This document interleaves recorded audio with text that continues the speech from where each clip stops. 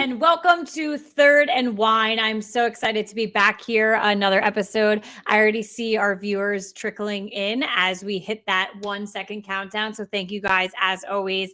We took a little bit of a 2-week hiatus. I don't know if you see behind me, but it is a disaster in my house because my boyfriend and I got a puppy. So I've been super busy the last 2 weeks, but I appreciate you guys hanging on and waiting for me to come back. My new puppy's name is Gus. He is the cutest little yellow lab you'll ever see. So check me out on Twitter, Instagram, and you'll see so many pictures of Gus. Gus will be a co-host in the future. I totally, can guarantee that, but he's just getting his sea legs right now as a little baby. So don't worry. He will be on here soon. But a lot has happened over the last 2 weeks, but I'm happy you guys are here with me tonight. We're going to go over maybe some things that you've heard over the last 2 weeks, but we're looking forward to the draft next week as well. And just kind of some general thoughts of the NFL, college football, and things like that. I have my wine glass with me, my handy dandy Alabama wine glass, got my Giants jersey on, and I'm so excited to get this episode started because I have a great guest with me tonight. So without further ado, here's my guest. His name is Goose. Goose, thank you so much for joining me on this episode of Third and Wine. How are you doing? Yes, I got my wine too. Yeah. Bubbly Chardonnay. A little a bubble. Always twist off when you're home. Well, that's fine, honestly. So I am a huge wine drinker, obviously, if you can get the name of the show. Twist-offs are actually fine. Some people deem them as it's not a good quality wine. So you can get a twist-off because some of them are unoaked and they don't have a cork in them. So that is not always a bad thing. So I don't like an oaky Chardonnay, and I'm also a Chardonnay drinker. So I love that you have a bubbly Chardonnay. That's interesting. I'm going to have to look into that. But I am drinking buttery. See, I don't like buttery. So I wouldn't like yours, but I've got a nice crisp. I've got ice on it here as well. So Goose, again, thank you so much for joining me on this episode. Can you go ahead and just, give the audience lowdown who you are, what you do, where they can follow you? Yeah. So as you guys see, my name's Goose. I am a Rutgers grad. I live in New Jersey, and I got the Devils game on mute. Devils hockey, big time right now. But yeah, so I went to Rutgers. I worked with the Rutgers football team as an equipment manager for them. And I'm just fully invested. Everything Rutgers. Football, basketball. I'll even watch lacrosse for Rutgers, everything. And you'll see me tweet about that from time to time. I am also a Jaguars fan, even though I'm from New Jersey. That's interesting. What's the story behind that? So my brother's 8 years older than me, and he used to always have his friends come over. And Madden was the hot game growing up in the early 2000s. And the way my brother and his friends played, we had to pick random teams, just click the random button and use that team. And I finally beat my one brother's friend using the Jaguars. It was Maurice Jones-Drew rookie year. In Madden, he went by Maurice Drew Jones for his rookie year. So I thought that was his name growing up. I like the color. I use them in Madden, and I've been tortured ever since, pretty much, except now. Yeah. Now. Well, maybe no, we'll get into that though, kind of where you guys are now, as an organization, but super interesting. I love your ties both to, going to school at Rutgers, working for the team. I love, your backstory with Jacksonville. It's not, I love talking to people. This is only my 5th episode of Third and Wine, but I was doing the Real Football Fans in New Jersey prior to this. Anytime we had a guest on, it's not always like a cookie cutter approach to how you become a fan for something. I have a unique story with Alabama, and I think sometimes the more unique story is the better. So you weren't forced into a fandom, maybe by your family, by your friends. You kind of chose this, and here you are X amount of years later, and you're still a fan to this day. So I very much appreciate that. Awesome. All right, so let's get into some news around the NFL. Obviously, this came out in the last 2 weeks when I didn't go live. Listen, Dan Schneider selling the Commanders. So this is a hot ticket item here. It's super popular because, in my opinion, Dan Schneider is probably the biggest pieces of shit that walked planet Earth. And thank God, finally. I don't know if it can turn the franchise around, though. That's something that I'll be skeptical for the next probably, I don't even want to say like 5 to 8 seasons. Like I really I don't want to put a strong number on it, but it's definitely something that's questionable. But what are your thoughts on this sell that was needed to happen? So I think a big part of it is I guess let's see where they relocate. They're going to stay in the DC area, but there's chatter that they might even come to the city of District of Columbia. I feel like that will help a lot. Just help the vibes, a nicer stadium, an owner that people want to play for. It's a big market at the end of the day. It is. So I think with the right moves, the owner could change things around. It looks like he's a really big sports guy. He owns the Devils. He also owns the 76ers. So I guess he's pretty experienced in owning teams. Right. So I think there is a chance, but at the end of the day, it comes to the talent. It comes to who he hires as general manager and things like that. And we'll have to see that part. Yeah, absolutely. It's interesting you bring up the fan base because they have a huge fan base. I think at the end of the day, like everyone just kind of sits around and like they're like a laughing stock in the NFL right now. But there are so many fans tied to, the Commanders when they were the Washington Redskins to FedEx Field, everything like that. There's just so much history behind it with that fans, and good for those fans. I would have jumped ship, to be honest. Like I am a devoted fan for many things. There's just so many things that I couldn't, stand forgive for them. But listen, they're sticking around. So you're right. There might be a light at the end of the tunnel for what's coming in for them there. All right, something today, actually. So we have 3 stories from today. So Damar Hamlin was actually cleared for football activity. So this one's pretty interesting. He did come out and he said, like, I totally understand. Like, I'm coming off cardiac arrest. Like, I basically did die on the field. Like, it's not something I'm jumping into again. But talk about a crazy story. Like, it's, him coming back from something that's going to be in our brains, in our minds for the rest of our lives as football fans. Yeah, so I try to put myself almost like in his shoes. Like the reality is you kind of have to be crazy to be a safety in the NFL. Right. The collision rate is just wild. People running full speed into you. And I guess he just has that drive. I mean, I just want to see him healthy. It's going to be kind of weird watching him play. The Bills are a team I have interest in. If you guys follow me on Twitter, I went to high school with the Bills left tackle. He's a good buddy of mine, Deion Dawkins. Oh, cool. And so I try to watch him all the time. Our bar in Rahway, Butch Cole's, has turned into a Bills bar. So we try to keep an eye on the Bills, and it's going to be a little weird if he actually does make this comeback. Let's see how if he's hesitant, because the NFL is so quick. It's so if he's a little hesitant off of this injury, maybe unfortunately he flames out, but it'll go too quick. I'll obviously be rooting for him, even though how weird it will be to watch. Yeah, absolutely.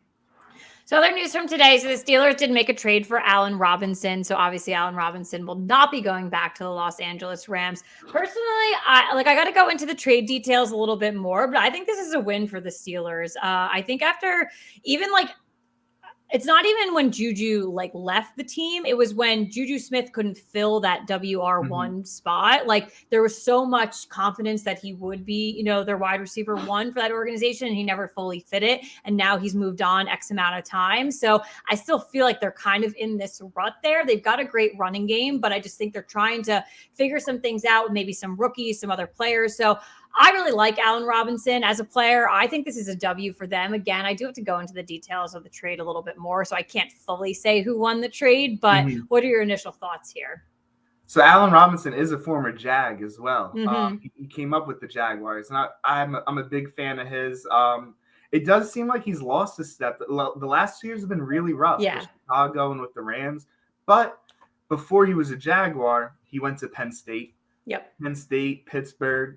Kind of close. Maybe this little homecoming can bring him back. And from what I heard, the Steelers aren't on the hook for a lot of money. So it's kind of risk-free. Like, all right, let's say if he is washed, you're not paying him that much. And yeah, the Steelers have some young receivers, George Pickens. Allen Robinson kind of plays like him. Maybe it's a little mentor role. Yeah, absolutely. And I think, like you said, like when you're not spending like a certain amount of dollars, you are looking to fill for certain purposes. Is it just, I need this guy for one season as the Steelers figure everything out, with, Pickens, with Kyle Pickett, things like that. Or does he come in and he's playing that mentorship role, like you had said? So again, when it's not a huge dollar amount on the line, like you can definitely, kind of play around with things there. Yeah. And then final story from today, one of the, obviously I don't want to be like log off and be like, hey, they're not talking about, we're obviously going to talk about Jalen Hurts and contract. I do have a question though for Goose tied into that. But today though, and this is interesting for you because he did play for the Jaguars, pretty upsetting news. So former NFL defensive end Chris Smith, unfortunately was pronounced dead today at 31. There really is no cause of death. So young though, which is kind of always terrifying to see. So he's, played at Arkansas. He was on the Jags, Bengals, Raiders, Texans, on the Browns. I think that was probably the biggest, impact he made. And unfortunately, this season he was actually playing for the XFL. He was on the Seattle Sea Dragons. So definitely weird there. But again, I know he did play for your Jags. So I wonder, do you remember, his play at all or anything like that? So, no, unfortunately, I really don't. I think he played in some really rough Jaguar years. Probably. There was a time when the Jags were almost unwatchable. But yeah, it's such a violent game. I mean, we love it. It is a huge source of entertainment. And that's just me kind of assuming that football played a role in it. I'm actually not even sure at all what happened. I don't think anyone is. Yeah. Yeah, it's just such a violent game, but we love it. And that's why it's great. Like, we'll talk about Jalen Hurts. Like, these players, they have to go out and get paid. They're risking their lives. So they really are. Yeah. I mean, we saw it firsthand. We talked about Damar Hamlin earlier. They really are. So going into that, so, Goose, this is my first question for you, but just kind of set the stage here. So Jalen Hurts has signed a 5-year extension. So this deal is worth about $255 million over 5 seasons. So 179 of that is guaranteed. So we're looking at like $51 million per season here. So I think with all of this, he does become the highest paid player in history. So it's like, move over, Patrick Mahomes. But with, a contract like this, no matter how it's structured, we're talking about big dollars here. You see what Daniel Jones just got with the New York Giants. You have a young quarterback that seems to be making his way so far in Trevor Lawrence. Does this make you nervous in the coming seasons to when you're going to have to pay him? I've been searching for the word, and I wouldn't call it nervous. It's exciting, even though it might like strip down the team. Right. I had to sit through Byron Leftwich, David Garrard, Blaine Gabbert, Blake Bortles, and Gardner Minshew. Hey, Blake Bortles, not that bad. But no, it's so like I get it. Like, we're gonna have to pay Trevor Lawrence probably a lot of money. We're gonna end up losing cap space because of that. But there's a few things that I'm not too worried about. The Jaguars owner, he's rated the 7th richest owner in the NFL. And I feel like that's important because if he dishes out the money, you can structure it so the cap hit isn't that big. And again, like, the cap hit's always going to be pretty big. But with him owning the team, he looks like he's ready to invest. And I saw something pretty interesting that I was kind of surprised at today when I was looking into this. In 2012, the salary cap in the NFL was $123 million for a team. 10 years later, it's $223 million. Right. Like I get it. I hope he gets $50 million a year at Trevor Lawrence, because that means he's good. That means the Jaguars trust him. But like, the salary cap keeps going up. So yeah, I mean, Patrick Mahomes, you just mentioned, he's getting paid $45 million a year, which is a lot. But at the same time, these quarterbacks keep going higher. Keep going up. Yep. And Joe Burrow's going to get more. And Justin Herbert's going to get more. Lamar's gonna get more. I They think. should, I don't know. I don't know yes. what the Ravens are doing, but Yeah. I feel like it's just the reality, and it's the Right. reality I want to be in because I finally have a quarterback I can watch, and yeah, I mean, like I get it. I also feel when we talk about these quarterback extensions and people look at me as a Jaguars fan, like I get it. The Jaguars are a small market, Mm-hmm. but Trevor Lawrence is not going to leave. He's going to settle with the Jaguars. He grew up in a small town in Georgia. He went to Clemson, which is no huge city. He's now in Jacksonville. He's a Southern boy, and Right. this is his home. So I feel like with all his endorsements, and he still gets endorsements. He's in Jacksonville on these Gatorade and Subway commercials with his Yeah. long hair. So I know things are going to work out. I don't think he's going to hold the Jags hostage, and I think he wants to win. I think that's a big part of it. I mean, everyone wants to win. That maybe that comes off a little wrong, but I think he'll try to do a team-friendly-ish deal. Yeah. Well, I mean, that's fair. I mean, I never thought Daniel Jones would hold the New York Giants hostage, but we did see some. No, I don't know. It was definitely his agents that were holding some people hostage. But it's fair to think that, I appreciate your comment that it's a reality that, you're okay with being a part of.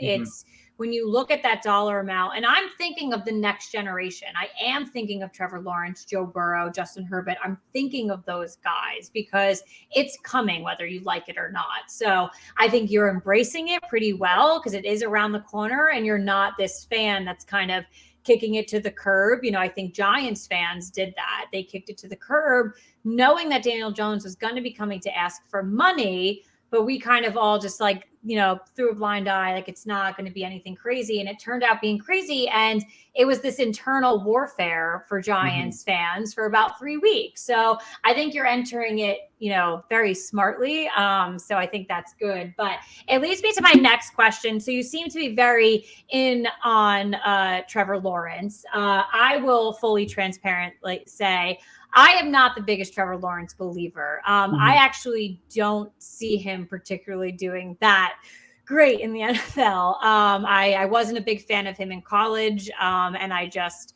that's just been my thought process there. I don't have too much to back up on it, but I always like to be proved wrong. So what is it about Trevor Lawrence that proves to you that he is your franchise quarterback, but not just your franchise quarterback, that he will be a very successful NFL quarterback?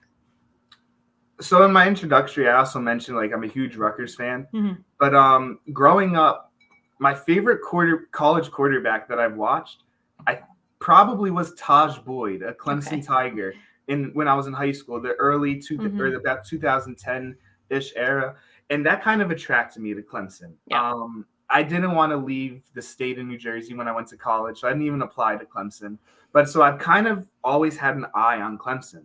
And then I got to watch Trevor Lawrence, and his freshman year was unbelievable. He didn't have the greatest sophomore and junior year, and he definitely didn't have a good rookie year. So it is fair to question, I feel like. But I joke around about this, but can we really even look at Trevor Lawrence's rookie year at all? He had Urban Meyer as his head coach. And I mean, hey, I say that all the time with Daniel Jones, and everyone throws darts at my face when I say it. So if you're going to openly say it, just be ready for them to come right at you. Yeah, I mean, I can't even look at Trevor Lawrence's rookie year, except that it made him a stronger person. Okay. Urban Meyer, from everything that I hear, was so hostile. It's kind of insane that he was trusted to be an NFL head coach. It's one of the most it's like I want to put it on unsolved mysteries. I want them to do an episode of why the hell was Urban Meyer hired to be the coach. But thankfully, our billion-dollar owner, who might not be the smartest, got rid of him halfway through the year. So I got to give him credit for owning his mistake. Now, I look at Trevor Lawrence last year, and he did start the Jaguars did start 3-7 to start the year. That's not good. No. And then they had their bye week. And ever since their bye week, they went 7-2, including the playoffs. The first game out of the bye week, they played the Ravens. And the Jaguars were down 6 with 1 minute 30 seconds to go with no timeouts. Trevor Lawrence grew up in front of my eyes. He orchestrated a beautiful drive when I believe it was 5 for 6, about 80 yards, scored the touchdown, and they went for 2 and they won by 1. That moment proved to me, like, I feel like he got his swagger back in that moment. He stumbled against the Lions. Shout out Picari. I hope he's watching. He was a great guest, by the way.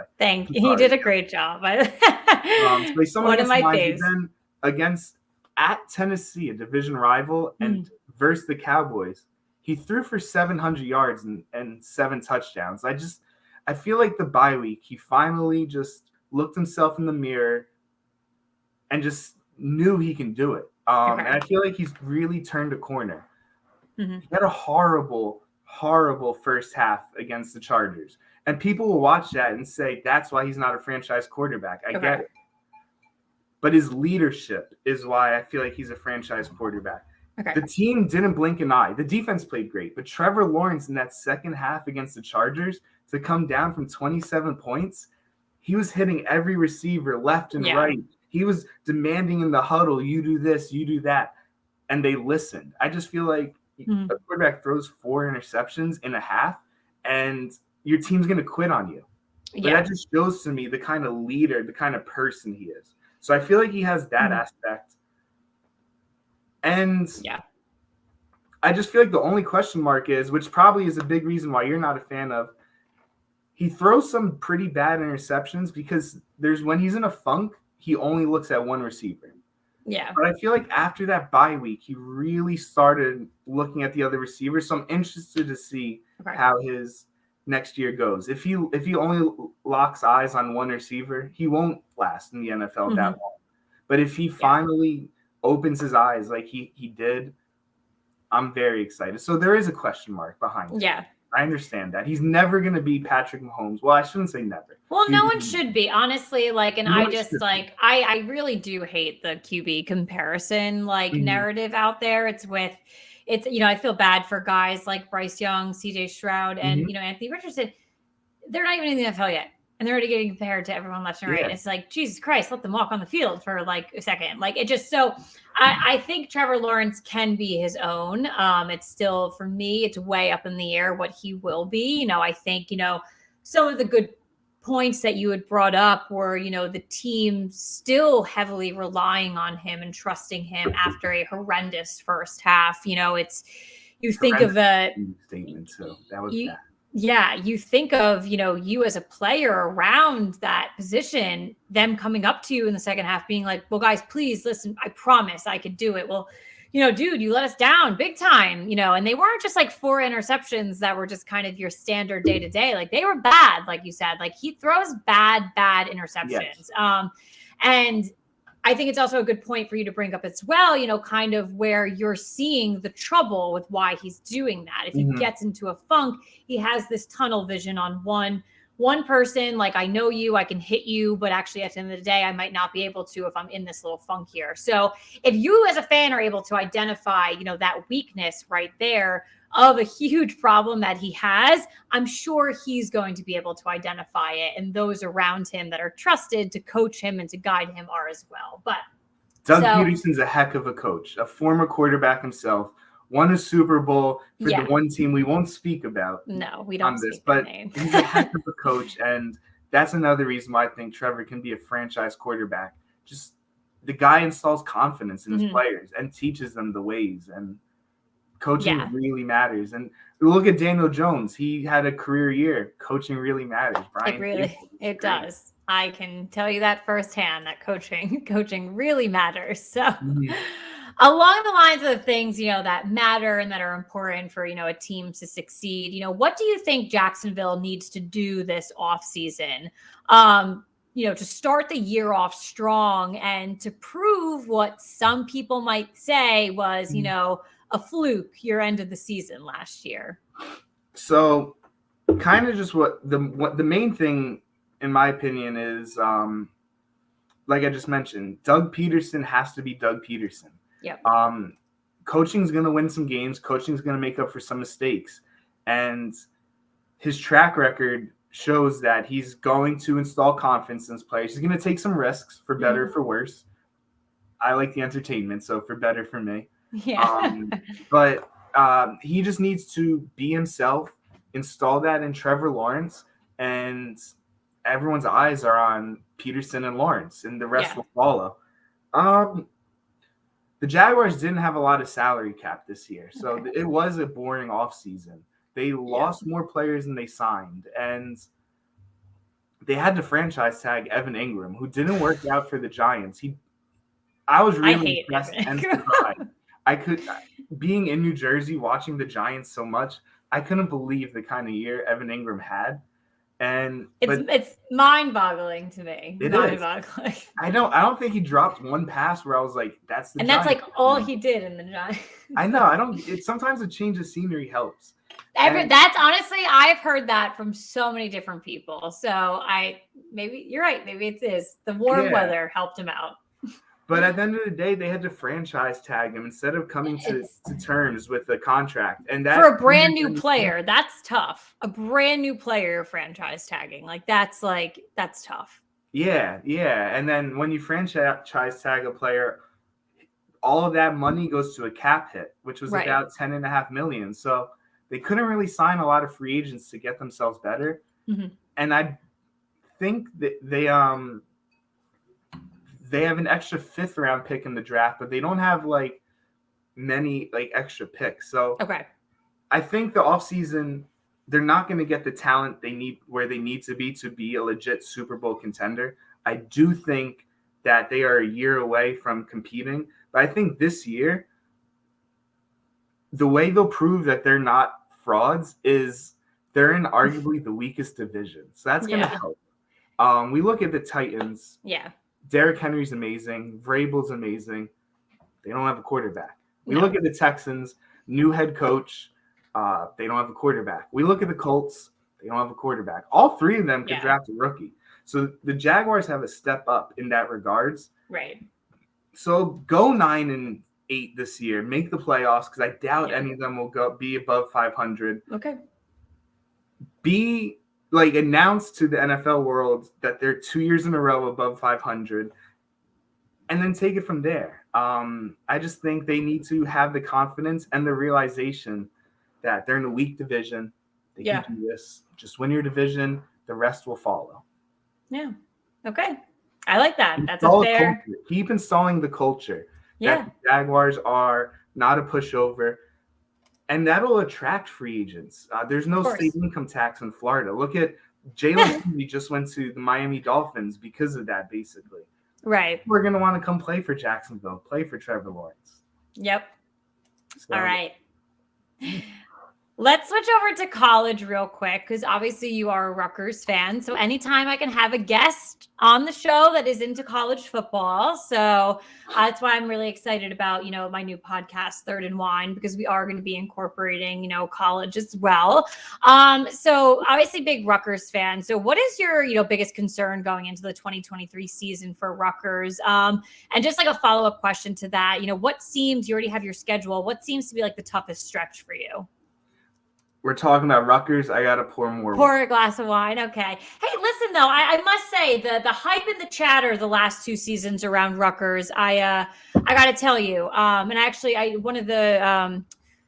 do know one of the players. I'm blanking on his name now, but he went to my brother's former high school and then transferred. He's a good player. He's a young player for them. So, but don't worry. I think the last 2 years it's been, the hype and the stuff. It's coming.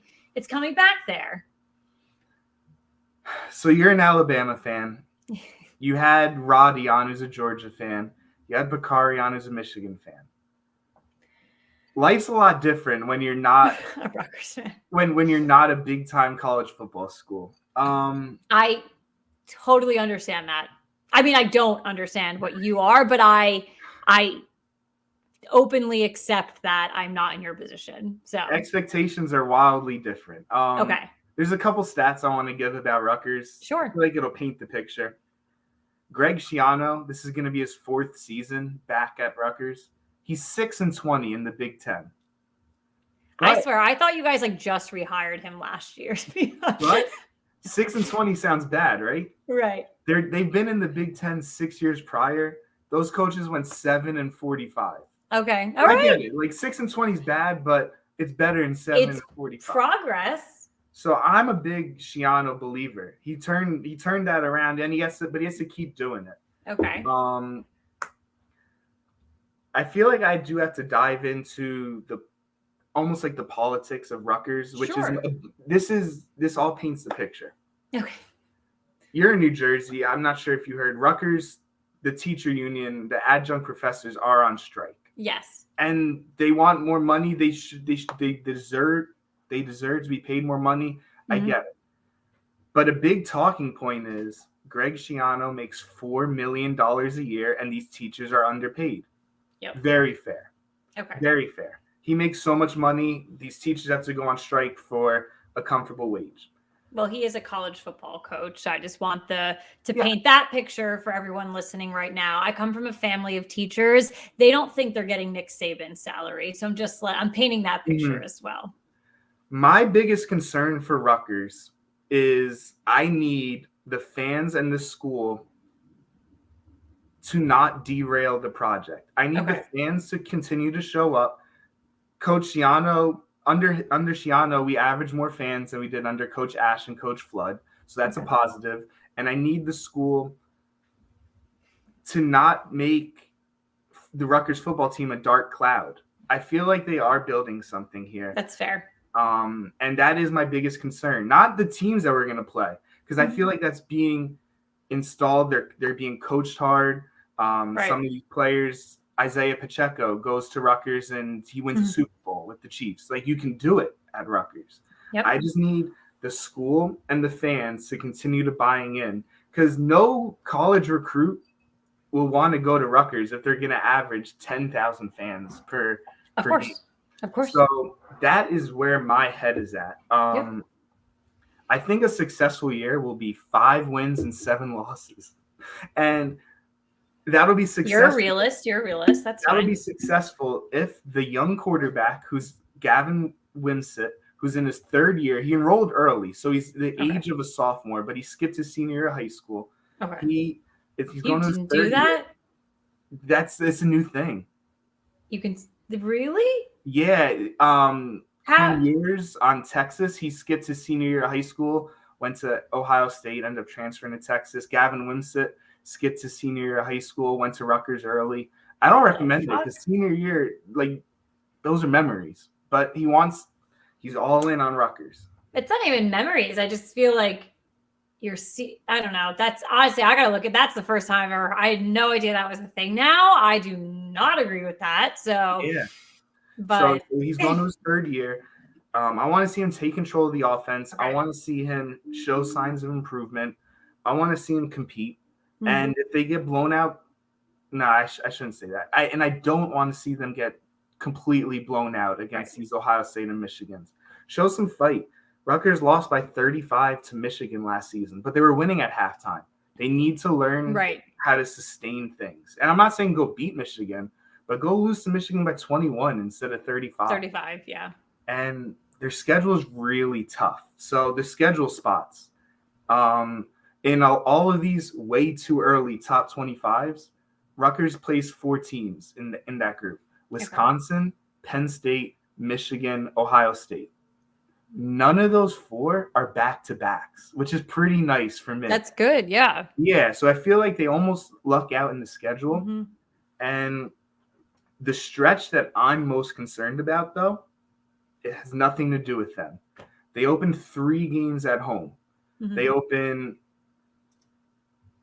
versus Northwestern, a Big Ten team. Then they play Temple at home. Then they play Virginia Tech at home. If Rutgers can go 3-0, they'll get to that 5-win mark. It's going to be tough. Northwestern is a good team. They're going to have a player drafted in the top first round of the draft. They're going to have a player drafted in the second round of the draft. They produce some talent. But Rutgers will be at home. It'll be Labor Day weekend, and they know how to play up the war. That's a fun opening weekend. Yeah, the war before the shore is how they'll brand it. So I think opening the season strong, showing some promise from their young quarterback, Gavin Wimsatt, who has the tools. He's 6'3", has a cannon of an arm. He's fast, so run some read option. I'm a big fan. sometimes when he throws a deep ball, it gets ballooned so high, like he's still Yeah. in high school. I've heard he's matured a lot, and I'm very Okay. excited to watch him play. All right. Well, listen, I think you mapped out a very realistic season for Rutgers. You gave a nice realistic, record, but you're also hitting some bright spots. I think it's great that you're not, going up against those 4 teams back to back to back. They're kind of Yeah. spaced out. Your schedule looks like your opening weekend should be exciting. So hopefully you can get to the game if you are not going. I don't know if you're going or not. I'm but a season ticket holder. Oh. I'll be at the game unless something pops up, but Yeah. I'll be at every one.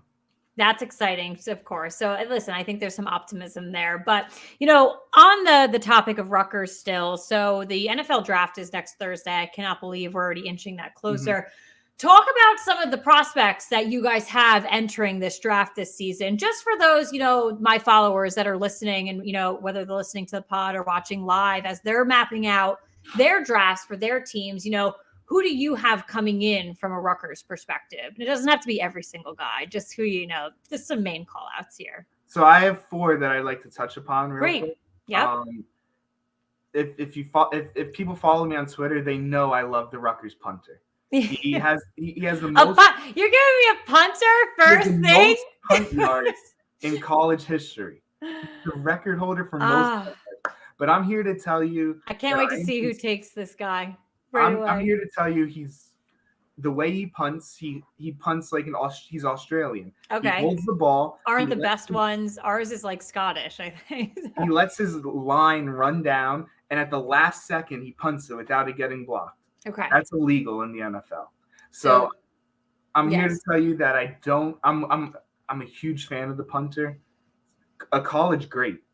I don't know about his future in the NFL. Well, it doesn't. Honestly, though, some team always pulls the trigger on a punter so damn early. So I wonder who's going after one quickly, and is it going to be this kid? He's ranked the 3rd consensusly to many. Okay. Yeah. So he's not the top punter in the draft, but all right. See. I wish him the best. I'm concerned about his play style. Okay, that's fair. Sticking with special teams, though, Rutgers has a really good return man who does play some receiver.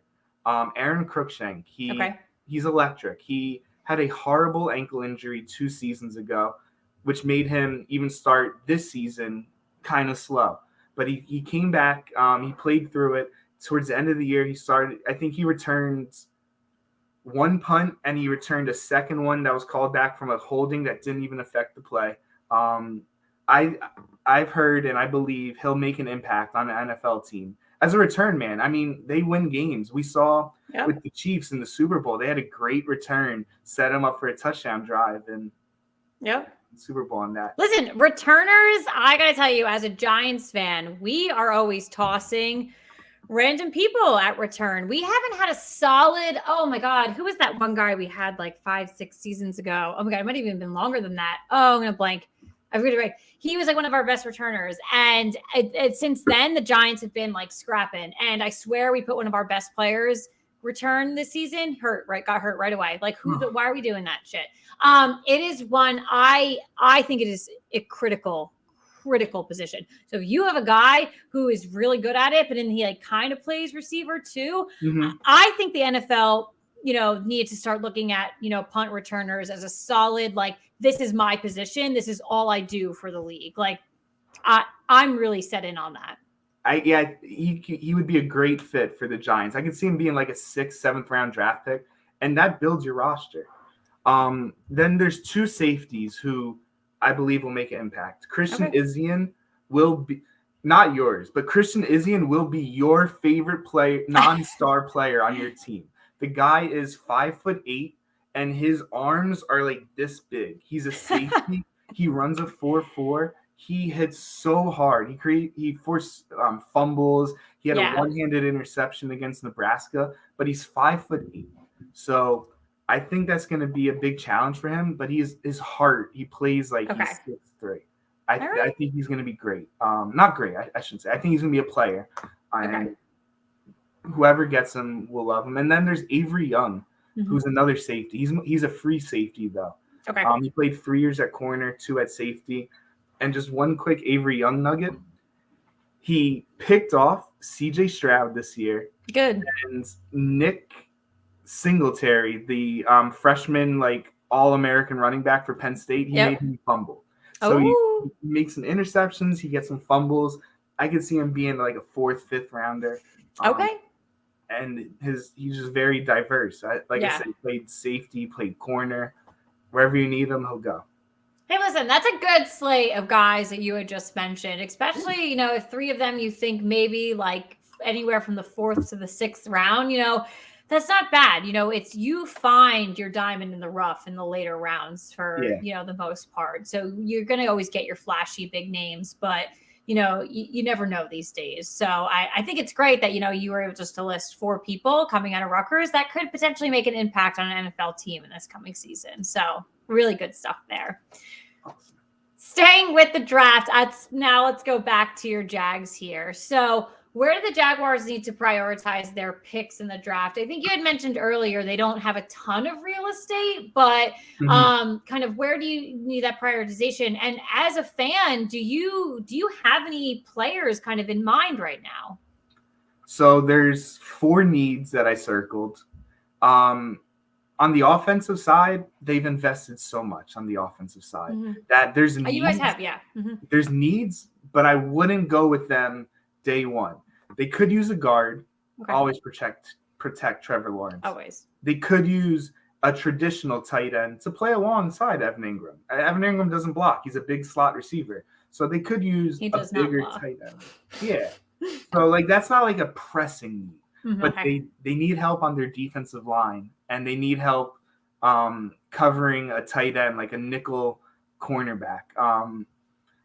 Gerald Everett in the playoffs had 110 yards and a touchdown against the Jags. Travis Kelce had 13 catches, 100 yards, and 2 touchdowns against the Jags. The Jags can't cover the inside of the field. And there's a player from Alabama, Brian Branch, who plays that position. I would love to have him on the Jaguars in the 1st round. If not, they're in a division, though, that are ran by 3 physical teams. I assume D'Amico Ryans, the head coach of the Texans, will bring a physical aspect. Right. Mike Vrabel, physical. The Colts just hired the Eagles offensive coordinator, physical. Right. Up the defensive lineman. There's a guy from Clemson. There's 2 guys from Clemson. A D end and a D tackle. One of those 2 would be great by me. Brian Breesty and Miles Murphy. So those are my 3 guys. I want to go defense. I don't want Trevor Lawrence to do everything. I want him to help. Yeah, it's an interesting time for sure, as we enter draft season. I think, for me as a Giants fan, every year is hit or miss. I'm either like I'm locked in, like I know like what the Giants need, what I want, who I want as a person. I think last year was such a whirlwind because I was so set on so many people. And then it came down to it. We ended up getting the 2 people that I wanted, which was amazing. I don't know how, I still to this day do not know how the Giants pulled off that Houdini act and got both Evan Neal and Kayvon Thibodeau. But some years I feel like I go into it blindly, and I feel like those might be some of the better years because I'm not fully because we're not, I think they have like the 27th pick. It's very late. The Jaguars picked 1 pick in front of them. I think. It's, I was thinking wide receiver, but then we kind of made some moves, and I don't know if I want to take someone that early, but now we don't have a center anymore. So I'm like, do we pull the trigger on that real quickly? It just, I don't know. So it's one of those years where I think I might be going into it blindly. I've got, I've got like the mock drafts down, like the 1 to 10s of like where I think those people are going, but not having like a horse in the race in that low of a position this year. I'm not, it's like, it's one of those years because there's so many people, and it's such an interesting draft too, because you've got your like 3 to 4 quarterbacks that people are eyeing up, but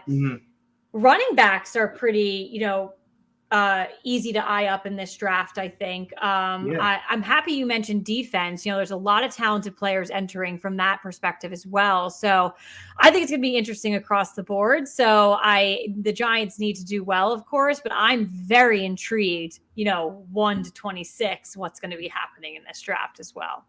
And the NFL draft is such a show that you're going to have a long wait. I know. The pick for pick 26 is probably I at 11 know. p.m. I Maybe know. even later.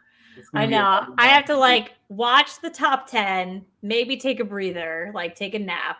Yeah. Set my alarm, come back. But no, I'll definitely be watching it all. So, but we will see for sure. So, alrighty. Well, so far we've had an amazing episode, Goose. Thank you as always for providing all of this amazing insight. So I want to get to my favorite segment. We do it on every episode of Third and Wine. It is called Wine It Out. So, Goose, I'm giving you the opportunity to whine, complain about anything that you want to. You got a glass of wine, it's filled. Take a sip and whine it out to our audience. I got a couple things I really want to see, and that's why I love this segment, because every time I bring it up, someone's like, you know what? I got it. Let it go. What's good with pollen? I'm amazed. I haven't sneezed this episode. I think I've sneezed like 60 times today. It's bad. And you see it, like it rained. You're obviously from New Jersey. We had it rained over the weekend.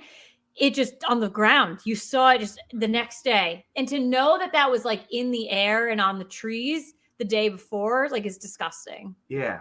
I've been in a lot of pain. I've had bloody noses this week. Every morning. I've been crying.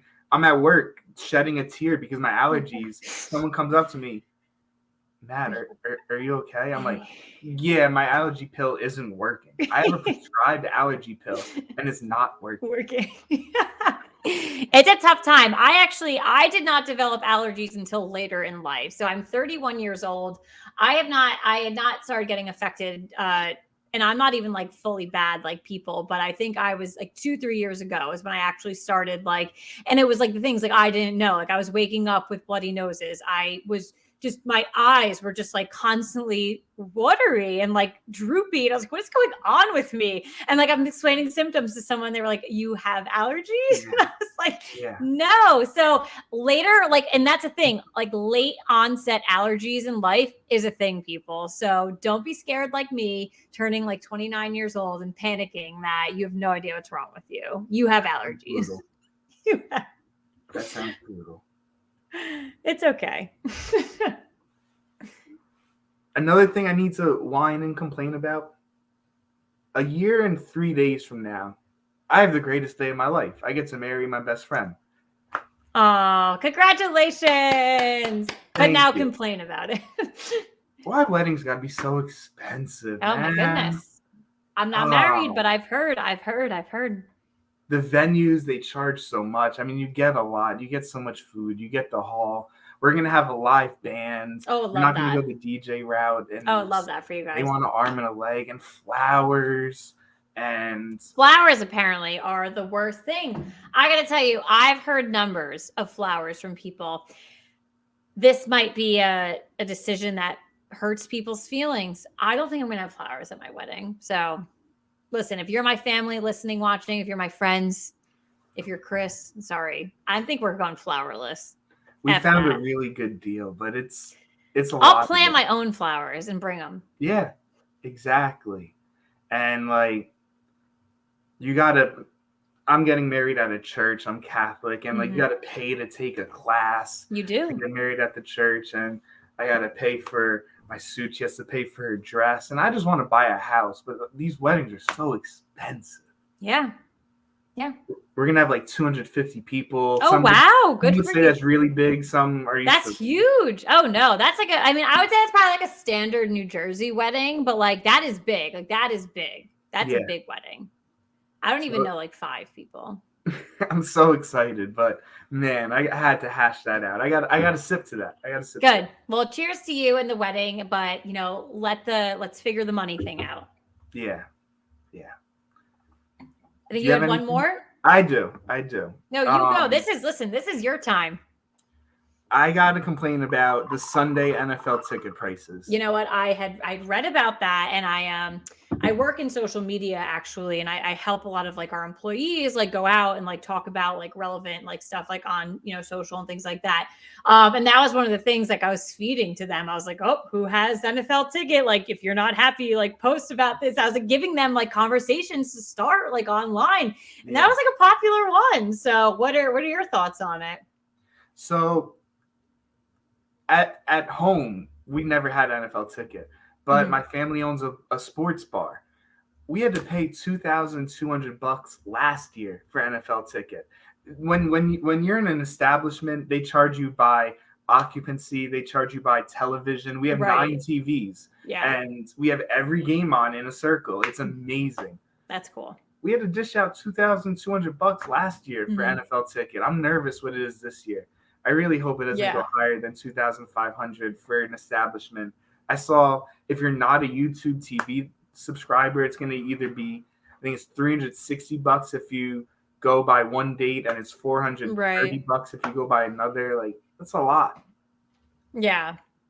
It is a lot. You know what? Like, honestly, and I can agree with you, like, on all of these things. Like, streaming, I feel, and like paying for packages was supposed to make our lives so much easier. But what it's come to in current day is that there's now way too many different options, or what you were watching here comfortably is now only available here. So you have to go and spend that one. Oh, but if you were watching this and it was great, you have to spend an extra amount of dollars now, or like what they're doing with NFL. It just like, it's what was, again, like I said, what was supposed to make our lives so much easier. And actually cable cutting and doing certain things like this was actually supposed to be more affordable, is now making people a little bit more crazy, because it is all adding up. It is way too much. Not every device supports every type of thing you want to watch and use and everything like that. So I totally agree with you. And the NFL, like, they just need to stop making partnerships with like these, with just outside parties. Like, you are the NFL, like, you are a huge brand. Just run with what you can. You just stop. Like, because at the end of the day, like, you can partner with someone and maybe you'll make more money, but you're just screwing the fans over. And honestly, listen, you screw us over every freaking day of our lives. Yeah. So enough. They're even screwing the players over. Yep. Amazon wants better games on Thursday Night Football, that they're gonna like flex Thursday night games. Like, what if I have a flight and I'm landing on Friday for a Sunday game, but now the game's on Thursday? Like, no. What? Thursday Night Football sucks. The NFL on Amazon sucked this year. It was the dumbest thing ever. Like, don't like stop there. I can tell you how many Thursday night games there was this year. Goose, I got to be honest, I don't think I watched like 5 or 6 of them. Like, I really didn't, because I have Amazon Prime. Great. I know a ton of people that don't. Like, I think of my parents, like that was something, and it's not okay. And like, I get it. Like, there's that stereotype out there, like parents being like, what do I do? All this stuff. No, my parents aren't idiots. They're not stupid. They literally have Netflix. They have literally everything else you need. I just don't think they had Amazon Prime, and they were just like, oh, like I'd have to like go and download this. Like, it's not like an age thing or like being silly. It's just like, oh, now I have to go and I can't just watch on the TV that I literally paid for and what I'm paying for to watch. Like, I just think the NFL is doing some stupid partnerships, honestly. And I think NFL Ticket really wraps up underneath that, just kind of like stupid decisions that they're making. So I agree with you. Listen, I clearly just bitched about that because I totally am 100% there. I swear to God, in a couple years, if I just can't watch the NFL on like a standard, like if I miss a Giants game, like they are going, like I'm going to wreak havoc on the NFL. Like they will get like Roger Goodell will get a straight punch in the face because they just extended his contract too. I don't know why. So he's going to be the commissioner till the day I die, probably. We're from New Jersey. We'll find him. We will. 100%. But all right, Goose, it's been an absolute pleasure talking to you. I absolutely loved this episode of Third and Wine. You know, one of my favorite things about this podcast, you know, starting it up, is that I'm bringing in so many different voices, so many people with different opinions, different fan bases. That is the biggest thing too. You know, tapping into not only a Jaguars fan, but a Rutgers football fan. Finally, someone like me, I'm a Giants and an Alabama. You know, I love the diversity out there and everything like that. So it's been truly great the last 5 episodes, pulling so many different people in from so many different fan bases. And again, so many different thoughts, opinions, things like that. So Goose, it was an absolute pleasure talking to you. I appreciate everyone who tuned in live on Facebook, YouTube, and Twitter, and everyone who taps in, obviously, to the podcast later on. I appreciate that as well. But with that being said, a big old cheers to this episode of Third and Wine. Goose, again. Thank you. Yes, I had a blast. So much. I can't believe how fast time went. That was great. I know, right? Well, thank you, everyone, and I will catch you on the next episode.